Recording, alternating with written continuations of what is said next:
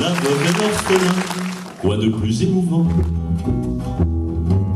Un vieux copain d'école étant mort sans enfant, abandonnant au monde une épouse épatante.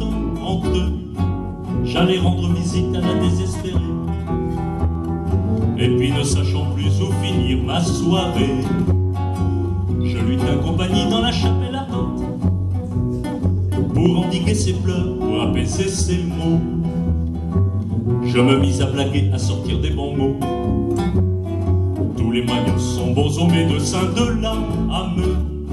Bientôt par la vertu de quelques facéties, la veuve se tenait les côtes, Dieu merci, ainsi que des bossus de nous rigolants. Ma pipe dépassait un peu de mon veston, aimablement m'encouragea, bourrez-la donc, qu'aucun impératif moral ne vous arrête.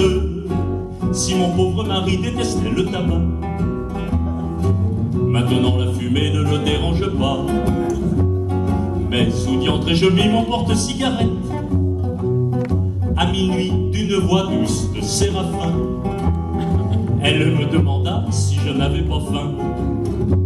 Ça le ferait-il revenir, ajouta-t-elle, de pousser la piété jusqu'à l'inanition?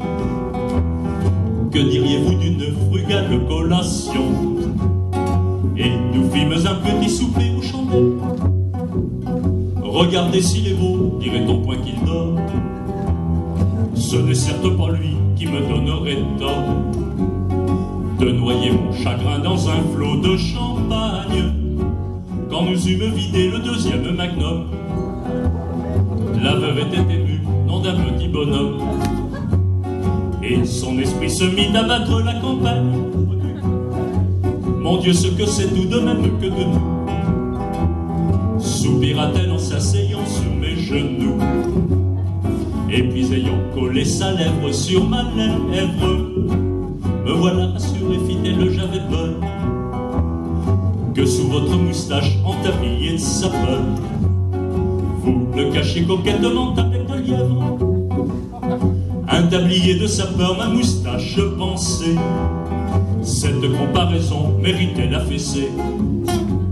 Retroussant l'insolente avec nulle tendresse, conciliant somme toute d'accomplir un devoir, mais en fermant les yeux pour ne pas trop en voir, paf, j'abattis sur elle une main vengeresse.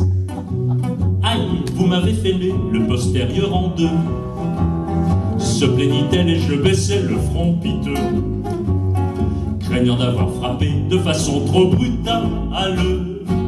Mais j'appris par la suite, et j'en fus bien content, que cet état de choses durait depuis longtemps. Menteuse, la fêlure était congénitale. Quand je levais la main pour la deuxième fois, le cœur n'y était plus, j'avais perdu la foi.